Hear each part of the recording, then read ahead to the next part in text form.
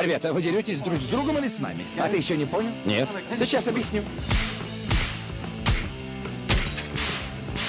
Они лопают бургеры, раздают оплеухи бандитам и как бы между делом спасают мир. Разлученные в детстве братья, случайные спутники, охотники за головами, богословы или копы из Майами – вот далеко не полный список образов, по которым нам хорошо знакомы эти двое славных парней. Они совершенно разные, но в то же время их жизненный путь и творческая карьера во многом похожи. Оба профессионально занимались плаванием и греблей, отсюда и прекрасная физическая форма, позволившая выполнять многие трюки без помощи каскадеров. Оба еще на заре кинокарьеры взяли американские псевдонимы для увеличения популярности. Так Марио Джеротти стал Терренсом Хиллом, выбрав понравившееся сочетание из пары десятков предложенных. По одной из версий артиста привлекли инициалы TH, такие же, как у его матери. Типичный герой Хилла – жизнерадостный красавчик, которому без неприятностей не прожить и минуты. Только храбрость, везение и крепкое плечо компаньона позволяют ему снова и снова выходить сухим из воды. Пока ты уминал этого орла, я сражался с вишнями. Вишни? Да, а продавщица вознеслась на парашюте, и я ее потопил, а потом спас. Поступок джентльмена. В свою очередь, Карло Виченте Педерсоли сменил фамилию в знак уважения к почитаемому им актеру Спенсеру Трейси, а имя позаимствовал у знатной в Штатах марки пива. Вот и получился Бад Спенсер, флегматичный здоровяк, подозрительно смахивающий на Романа Филиппова.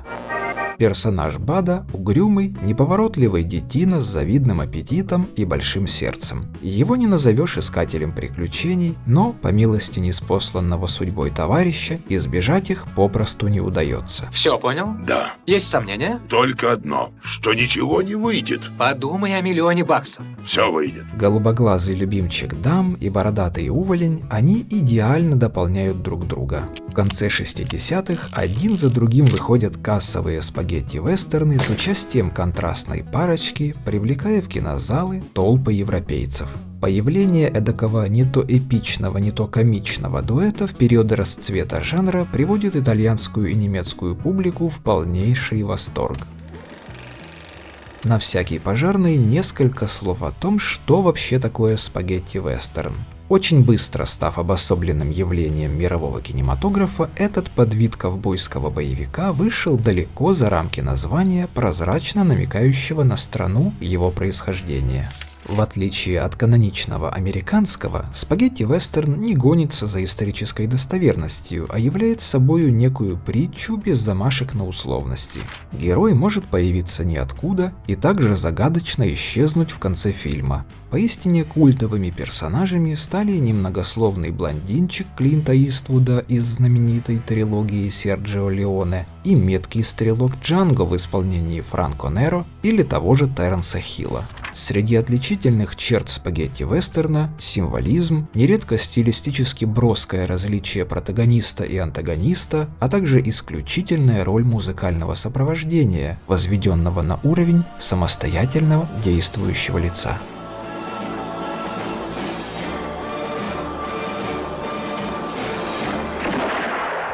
Вместо прерий Дикого Запада или мексиканской пустоши кадр вполне живописно украшают, скажем, испанские равнинные ландшафты. Силы неприятеля в десятки раз превышают количество положительных героев. Финал, как правило, сулит победу добра.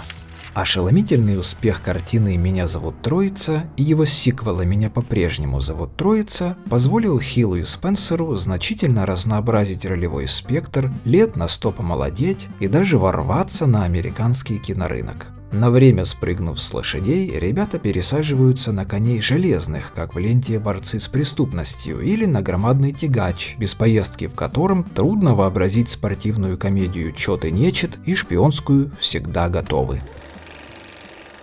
Мало кто знает, что первым фильмом, где оба актера появились одновременно, считается байопик «Ганнибал» 1959 года. Однако, несмотря на участие в одном проекте, на съемочной площадке Хилл и Спенсер не пересекались, ведь играли персонажей из разных миров. Бад еле узнаваем в образе варварского вождя, а еще темноволосый Терренс щеголяет в тоге по дворцовым хоромам.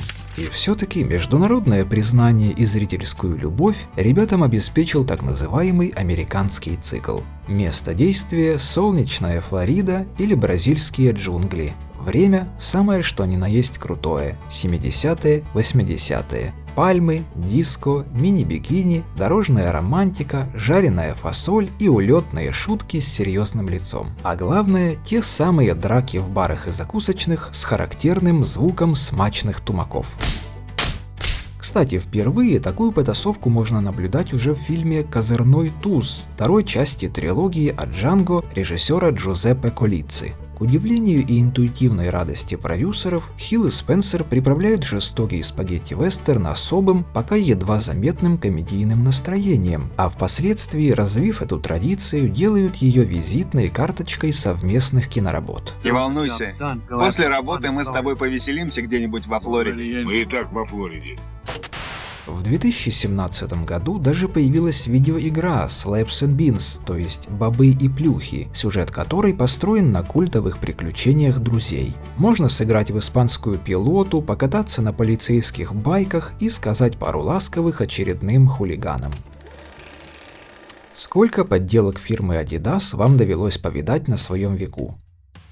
Подобная участь коммерчески успешных продуктов уже давно никого не удивляет. Бешеную популярность дуэта Спенсера и Хилла ради собственной выгоды решают использовать некоторые предприимчивые киношники. В период с 73 по 76 выходит серия итало-американских комедий без тени смущения, использующих повсеместно узнаваемые образы. Копируется буквально все – эстетика, одежда, внешний вид героев и даже сценарии оригинальных лент. А в преддверии фестивальной премьеры одного из таких пародийных опусов продюсеры не постеснялись слезать и фирменные псевдонимы. На афишах красовались уже не Пол Смит и Майкл Коби, а Боб Спенсер и Терренс Холл.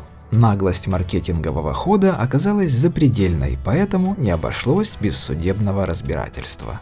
Скоропостижно угаснув, искорка плагиата с новой силой разгорелась, где бы вы думали, в Будапеште в начале 80-х. Местный актер Иштван Буйтор, дублировавший Бада Спенсера в венгерском кинопрокате, Nem mondta neked még senki, hogy begipszelt karral szardolog vezet? и имевший с ним заметное внешнее сходство, принял участие в серии криминальных комедий а-ля Спенсер Хилл. «Языческая Мадонна», «Без паники майор Кардош», «Зачарованный доллар» и других.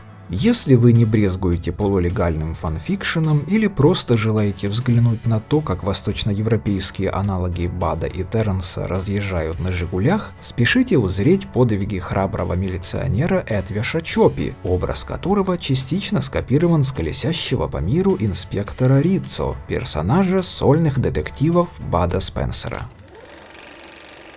Самое интересное, что, отойдя от темы спагетти-вестернов, Хилл и Спенсер сохранили важнейшие черты жанра. Вот вам и герои ниоткуда, и неравные силы, и традиционный хэппи-энд, конечно, не без ироничного подвоха. Променяв тягловую силу на прожорливые двигатели американских машин, а безотказные револьверы на крепкие кулаки, персонажи Бада и Терренса следуют за мечтой, помогают слабым и ловко импровизируют в хаотично переменчивых обстоятельствах. Их герои – те же ведомые фортуной авантюристы, которые, вляпываясь в опасные истории и рискуя жизнью, всегда выходят из схватки победителями.